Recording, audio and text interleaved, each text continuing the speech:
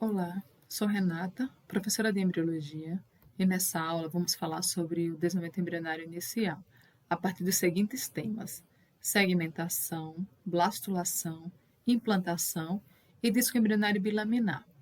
Então, nessas imagens aqui, a gente pode observar o zigoto o zigoto em divisões mitóticas, com a formação de novas células, que são chamadas de blastômeros.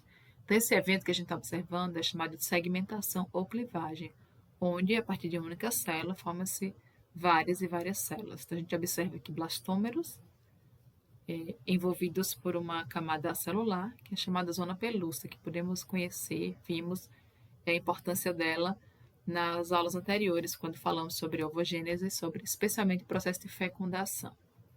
Aqui a gente observa um outro momento da segmentação, continuando com a blastulação, que é a formação da blástula, tá?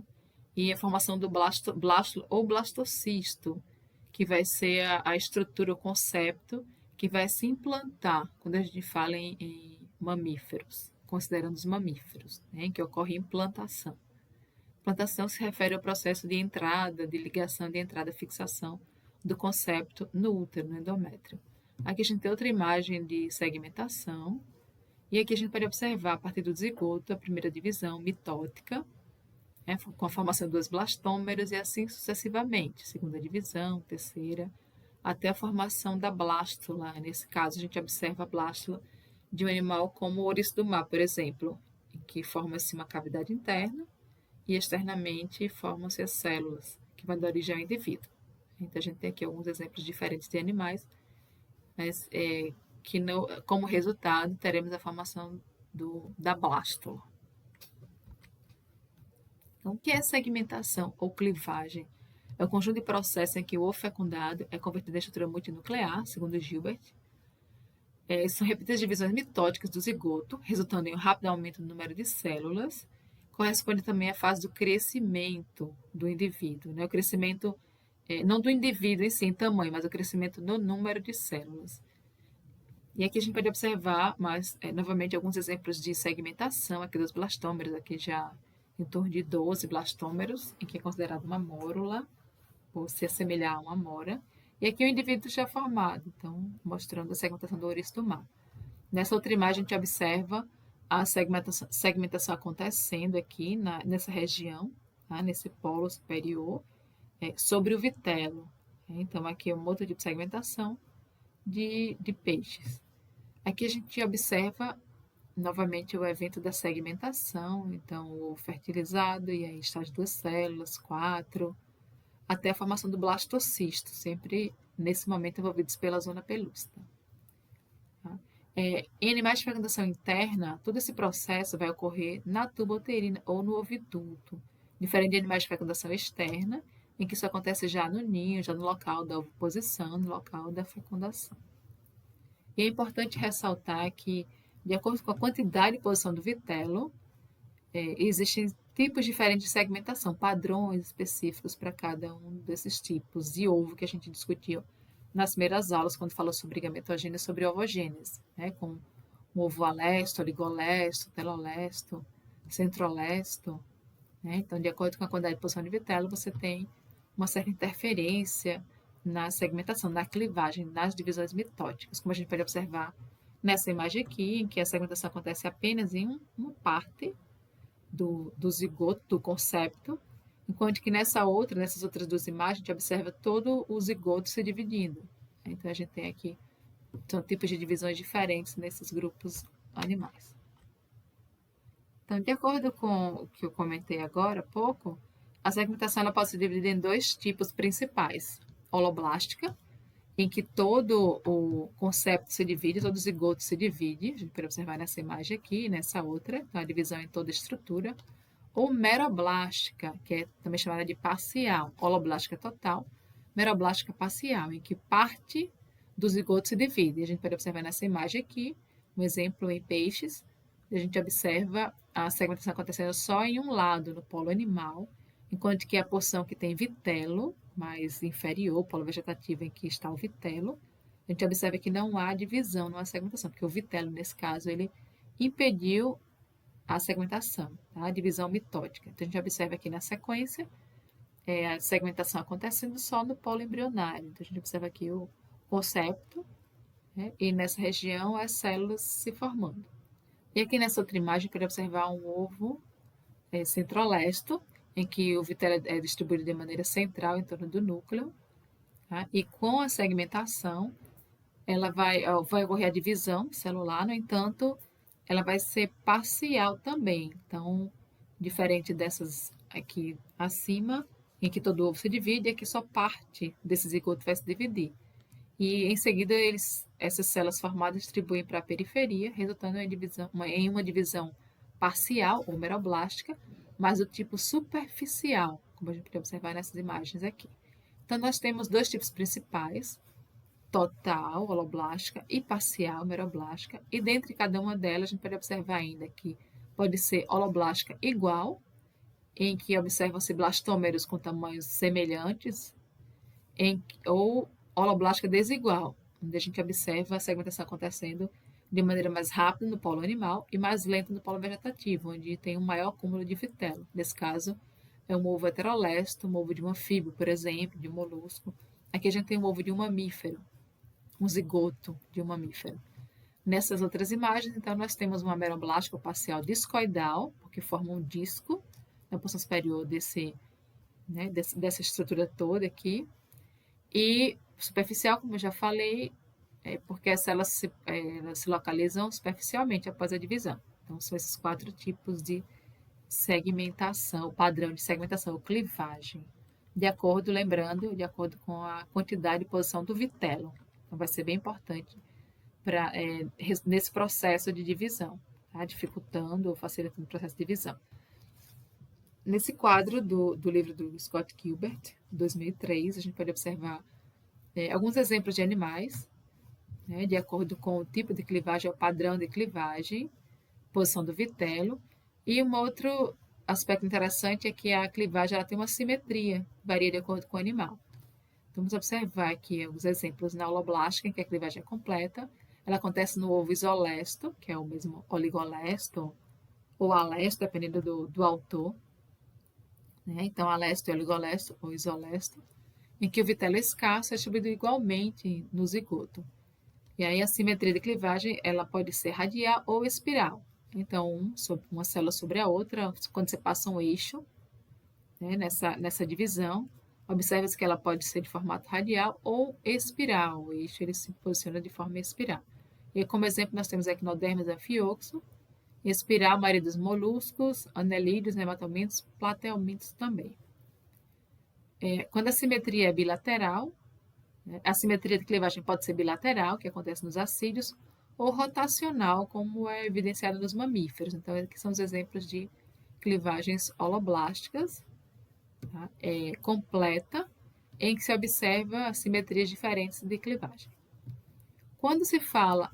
desculpe, ainda tem aqui uma holoblástica com o vitelo mesolesto, a quantidade moderada de vitelo, que a simetria é radial e acontece nos anfíbios, por exemplo. Então, a gente tem aqui, até aqui, são animais em que a clivagem é holoblástica.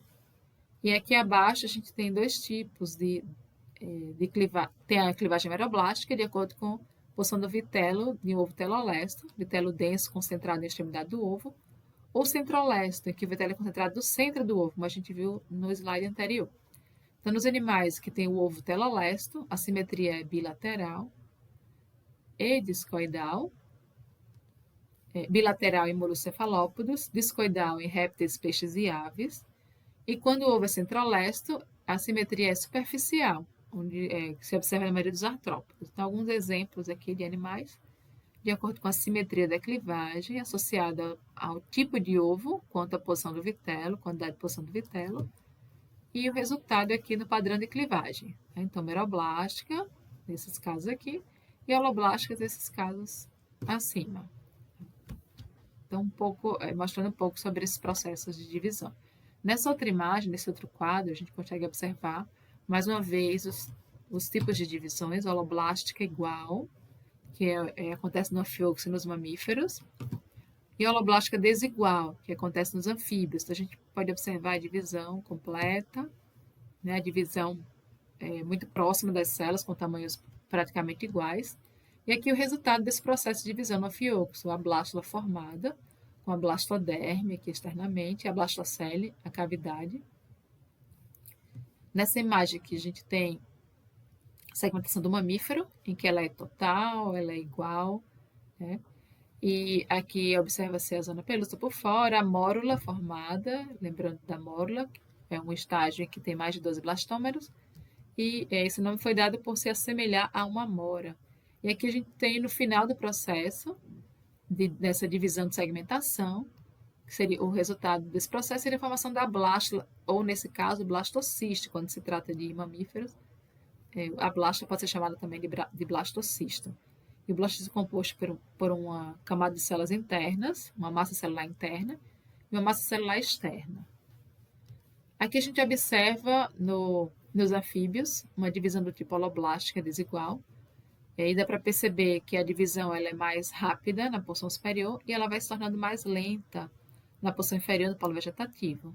Então, a posição do vitelo, a quantidade de posição do vitelo resulta nisso, dificulta um pouco, torna um pouco mais lenta a divisão. Ela acontece em todo zigoto, mas ela vai ser de forma desigual, resultando em blastômeros maiores na porção vegetativa e blastômeros menores na porção superior, chamada de micrômeros, e aqui macrômeros. Os maiores são os macrômeros e os menores são os micrômeros.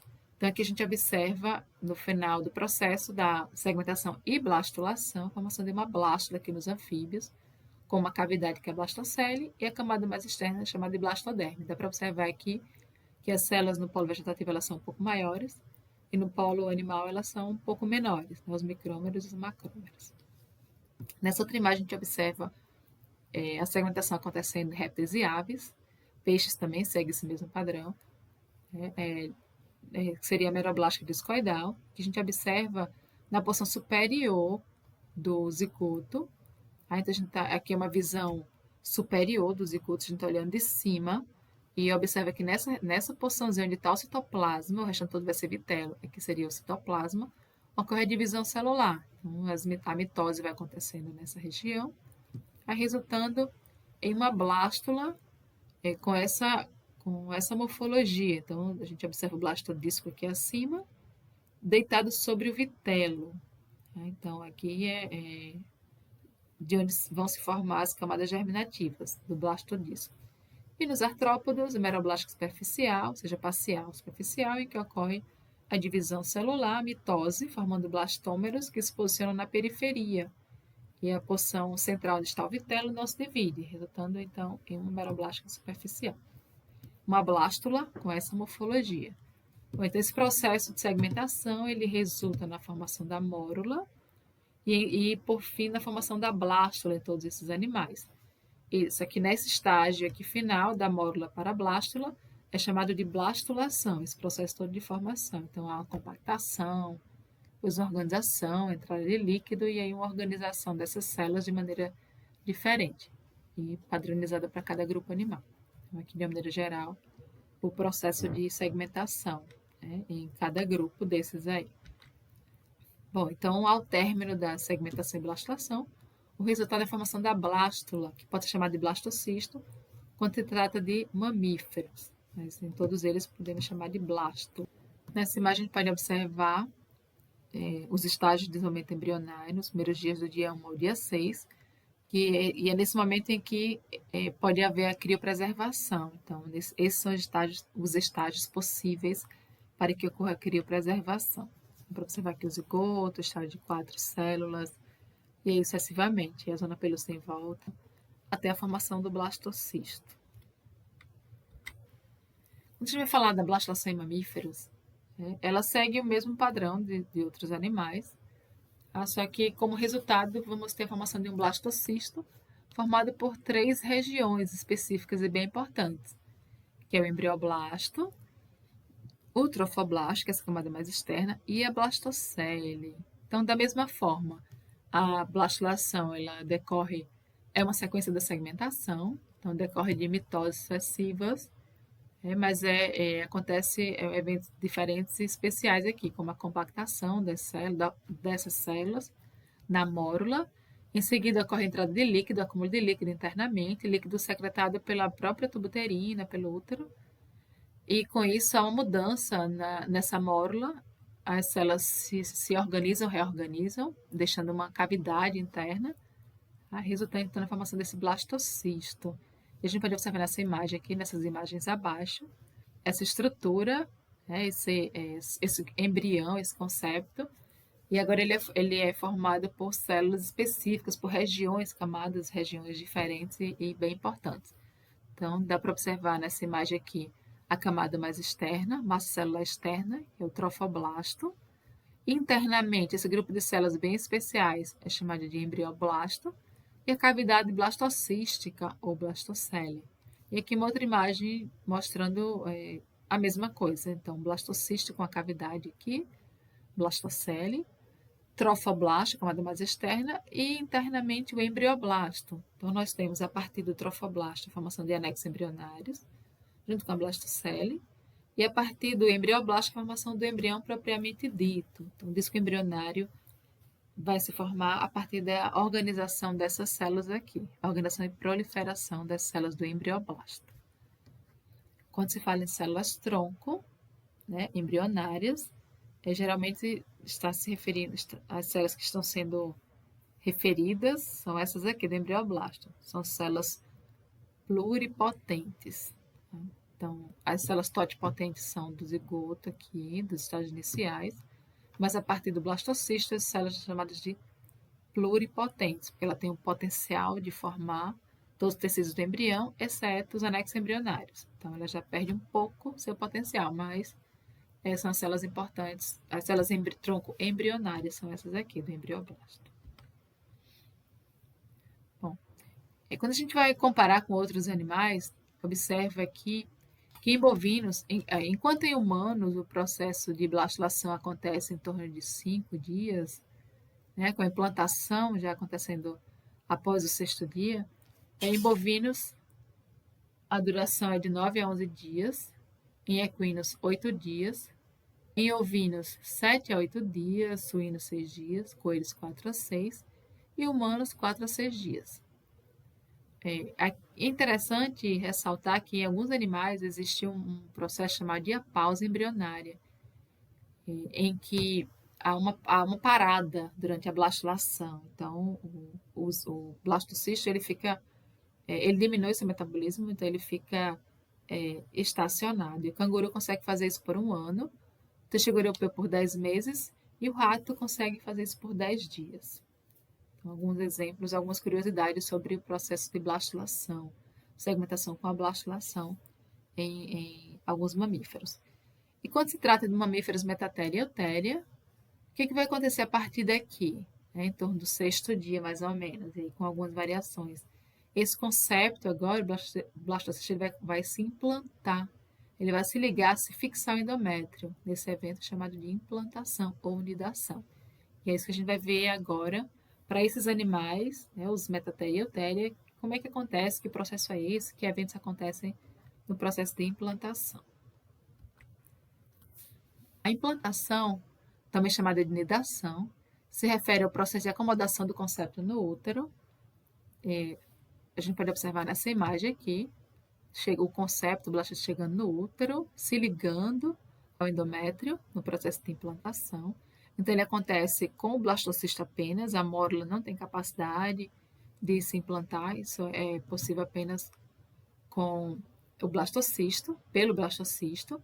Depende da perda da zona pelúcida, o endométrio está na fase secretora.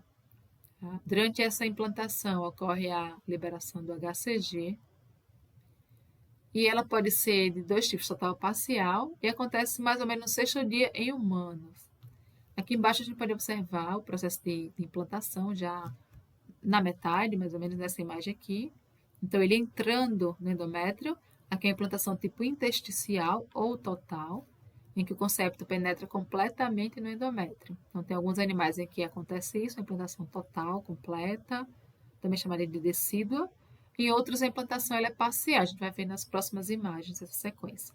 Então, vejam só o que acontece com o concepto, com o blastocisto. Acontecem várias mudanças com ele, né? E ele vai entrando, erodindo aqui o endométrio para conseguir se fixar e se prender. Aqui a gente observa a luz uterina e aqui, então, a parede do endométrio regenerando após essa entrada, após essa invasão, essa implantação do concepto. Bom, ao longo da segmentação e da tubuterina, o embrião ele vai se dividindo, né, o zigoto vai se dividindo em divisões mitóticas, e a gente pode observar aqui na sequência a presença da zona pelúcida em volta. Então, a implantação, para que ela aconteça, é preciso que o blastocisto se forme, mas também é necessário que ele perca essa zona pelúcida. Então, um evento seria a perda da zona pelúcida, como a gente pode observar aqui nesse slide.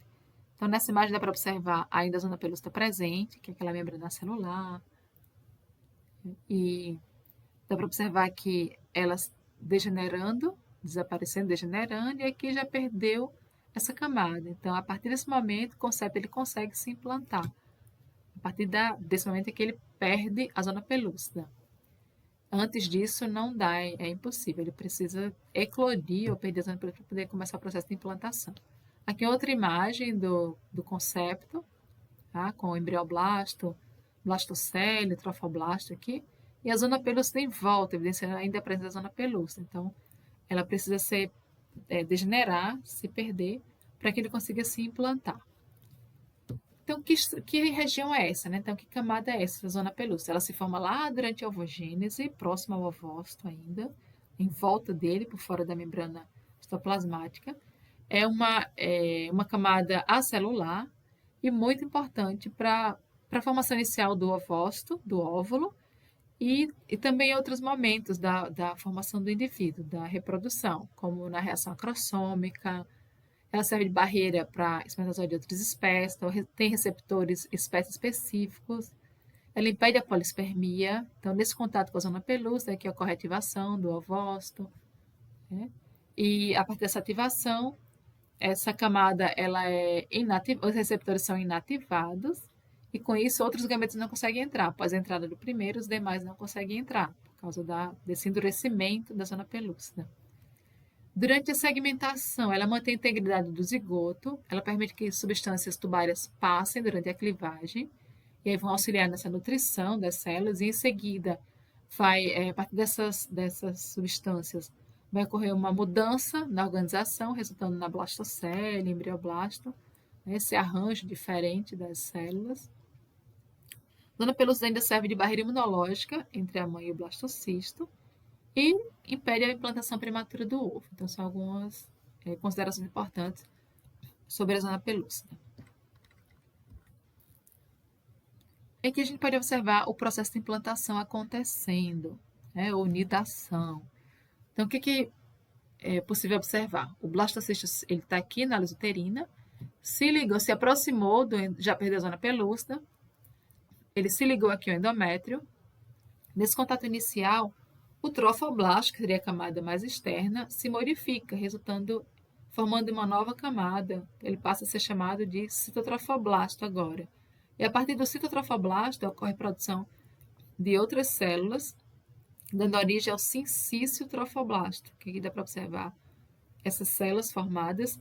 Então, a massa sincicial sem limites definidos, tá? E tem essa função de erodir, destruir. Tem enzimas proteolíticas que promovem essa destruição do endométrio e a entrada do concepto. E quem produz as células para o sincício, como eu já falei há pouco, é o citotrofoblasto. Então, aqui a gente observa figuras de mitose e aqui a gente observa uma massa celular sem limites definidos, mas fundamental para essa formação inicial do embrião, para essa implantação.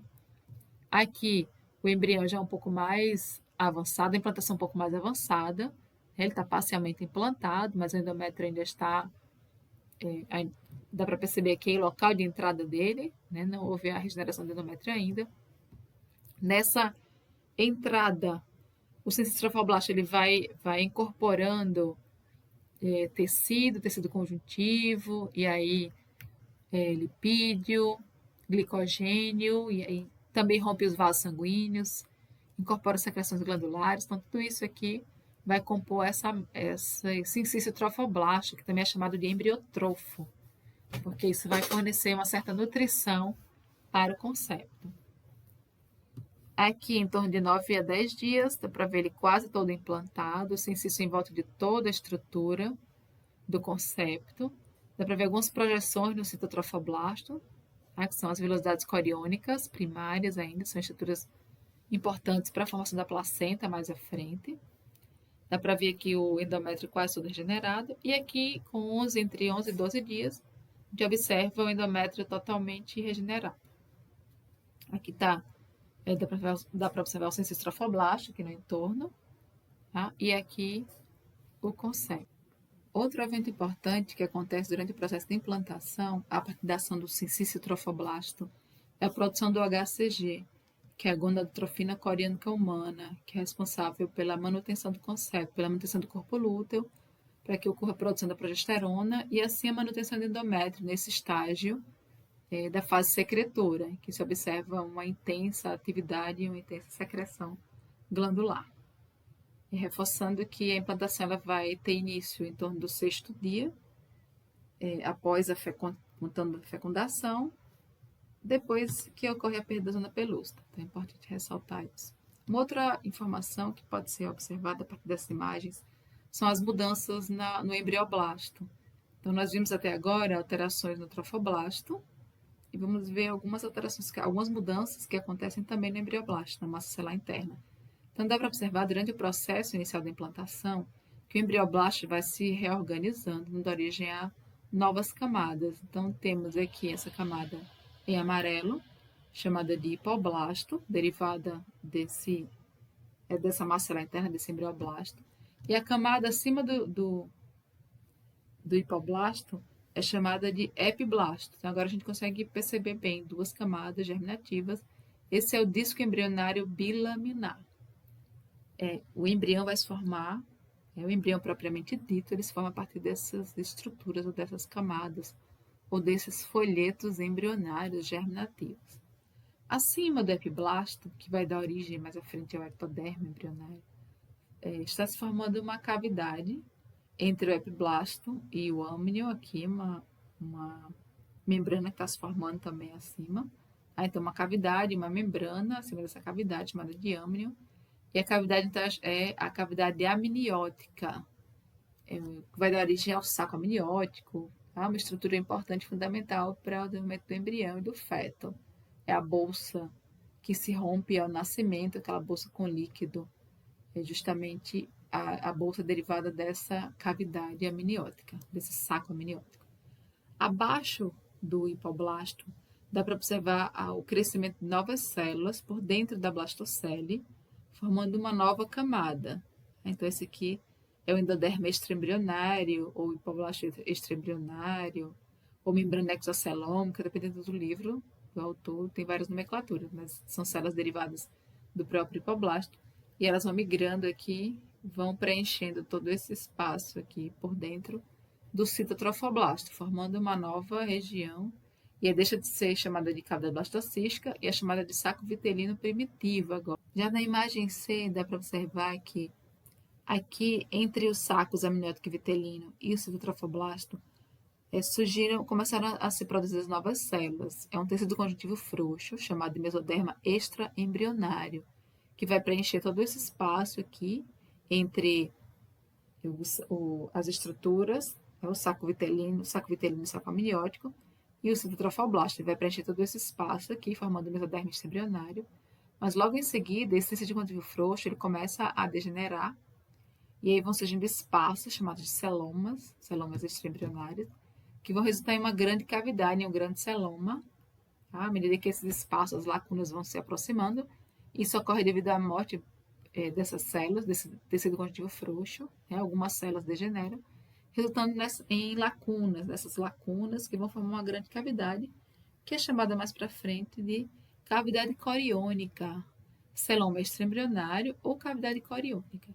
Então, a gente consegue perceber que ao longo da implantação, além das mudanças externas aqui no sincício trofoblasto, no cito, as velocidades coriônicas surgindo, também acontecem muitas mudanças no embrioblasto.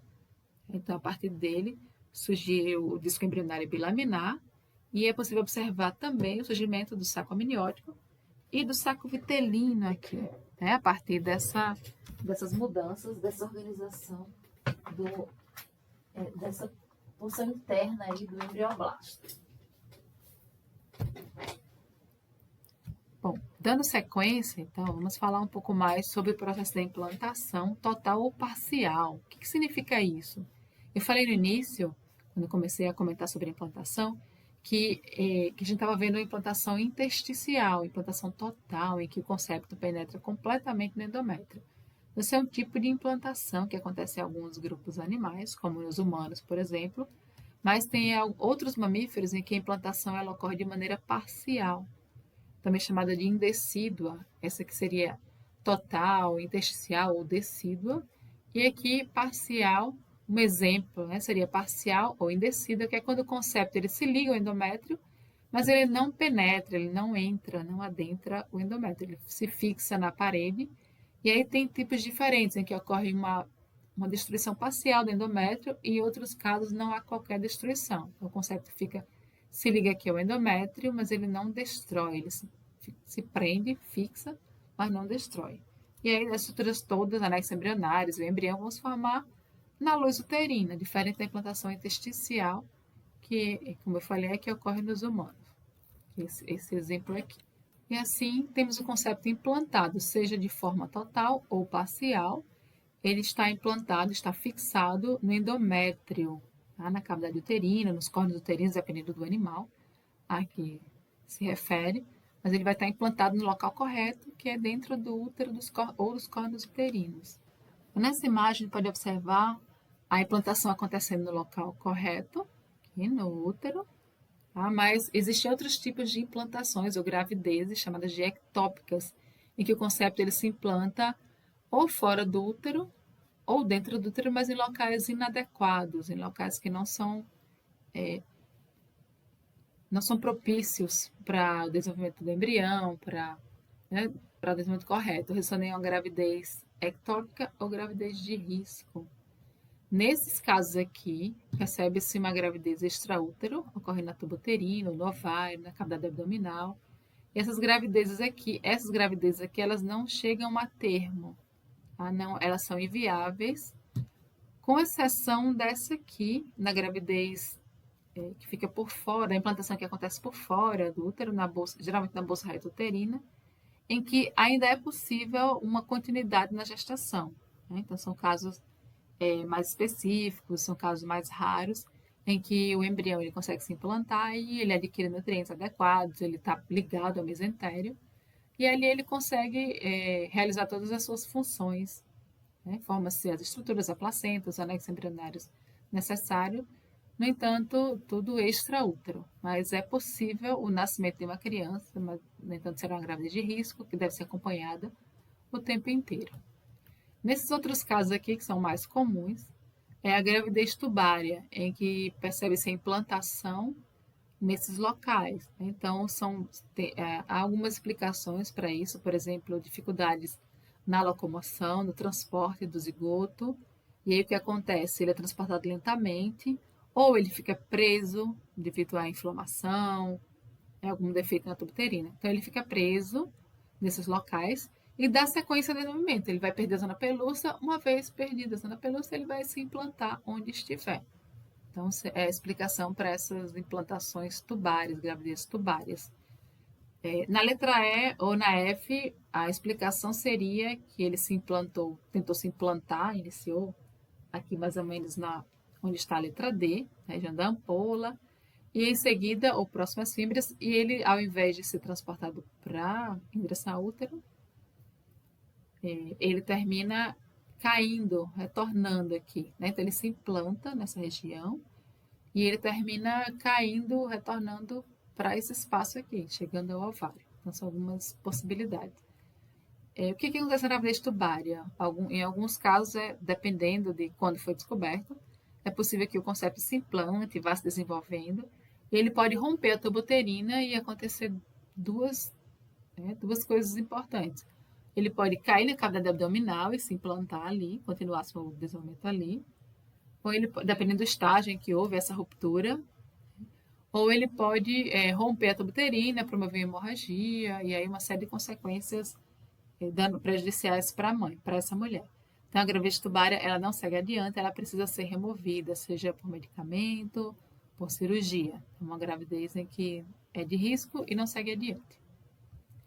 Nessas imagens seguintes, a gente pode observar algumas implantações ectópicas na porção intramural aqui. Olha só essa imagem da gravidez ectópica extraútero. Então, ocorreu aqui na bolsa reta uterina, por trás do útero, do corpo do útero. E aí o concepto, o embrião, ele se ligou aos tecidos maternos e conseguiu ali uma placenta, então ele conseguiu nutrientes adequados necessários para o desenvolvimento. Então, veja só, o feto já a termo e a relação com o útero, a proximidade com o útero, então uma gravidez extraútero, uma gravidez ectópica mais possível, viável. Enquanto que essas outras implantações, que a gente já discutiu no slide anterior, essas outras gravidezes ectópicas, elas são inviáveis, elas não seguem adiante. Bom, aqui a gente vai falar um pouco sobre as mudanças que acontecem durante a implantação. A gente pode observar que a partir do embrioblasto ocorre uma série de mudanças, uma reorganização, pode observar pelas cores aqui das células do embrioblasto, resultando na formação do disco embrionário bilaminar, que eu mostrei nos slides anteriores, falei um pouco sobre esse processo de formação. Então, isso vai acontecer durante a implantação, iniciou a implantação, o embrioblasto vai se organizando, vai se modificando, para dar origem a esses dois folhetos embrionários, ao disco embrionário bilaminar, formado pelo epiblasto e hipoblasto. Enquanto isso, o hipoblasto ele vai formando uma cavidade acima e dá origem também a um grupo de células chamado de células amnióticas, tá? Resultando no saco amniótico. E o hipoblasto ele produz novas células que vão migrando aqui por dentro da blastocélula, dando origem a um saco vitelino primitivo mais para frente, como a gente pode ver na letra D aqui, ele quase fechado, né? E aqui é a formação, então, da cavidade amniótica. Dá para ver nessa imagem o surgimento da membrana do mesodermo extraembrionário, tá? Do tecido conjuntivo frouxo, e a segunda letra E, esse mesodermo extraembrionário formado aqui, e daqui a pouco o surgimento de lacunas entre eles. Nessa imagem dá para observar o saco vitelino primitivo, e aqui o saco amniótico. Na sequência, o que aconteceu ao longo desse isso está acontecendo durante a implantação, tá? Nos dias iniciando em torno do 6º dia, finalizando no 14º dia, que é quando o concepto está completamente implantado no endométrio e tem essas características da formação do disco bilaminar, o saco amniótico presente, o saco vitelino agora maduro. O que aconteceu? Houve uma outra mudança aqui no saco vitelino primitivo, surgimento de novas células internas, novas células vão surgindo aqui e vão terminar estrangulando esse saco vitelino. Tá? E vão separar, vão dividir em duas partes, a partir do crescimento de células, que aí vai dividir em duas partes esse saco vitelino, resultando em um resquício remanescente que degenera, e agora um saco vitelino um pouco menor, chamado de secundário ou maduro.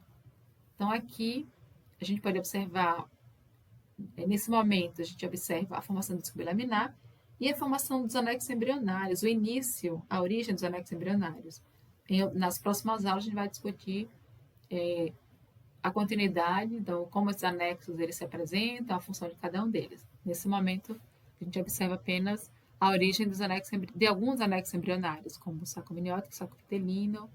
Dá para observar aqui a velocidade coriônica. Percebam que aqui a gente observa apenas citotrofoblasto, com o sincício por fora. Nessa outra imagem já tem entrada de mesoderma, resultando em velocidade secundária. E quando nessa velocidade já estiverem presentes vasos sanguíneos, teremos uma velocidade coriônica madura.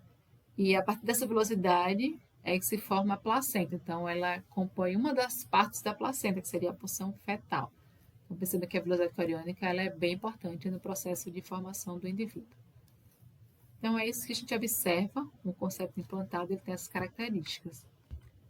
E aqui a gente pode observar uma imagem, uma fotomicrografia digital de um embrião humano com 12 dias, mostrando aqui as lacunas trofoblásticas, né? Então, aquela erosão do estrofoblasta nos vasos sanguíneos, resultando em lacunas, espaços que vão estar cheios de sangue, porque destrói os vasos sanguíneos, ele termina jorrando sangue o tempo inteiro nessa massa sincicial, que é o sincistrofoblasto. A gente observa aqui o epiblasto e acima a cavidade amniótica, hipoblasto aqui abaixo, então o disco embrionário bilaminar, saco vitelino aqui ainda primário, o mesoderma extraembrionário presente, o endoderma parietal, que é aquele endoderma extraembrionário, ou hipoblasto extraembrionário, que está aqui, que forrou internamente a parede da blastocele.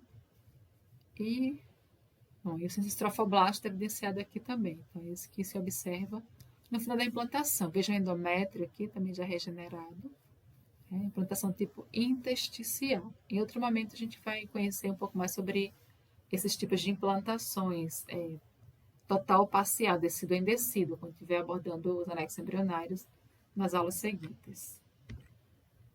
Bom, obrigada pela companhia, espero que tenha ficado claro todo esse processo de formação inicial, desde a segmentação em diversos animais, blastulação, formação da blástula, formação do disco embrionário bilaminar, especialmente nos mamíferos, né, que a gente percebe também o processo de implantação.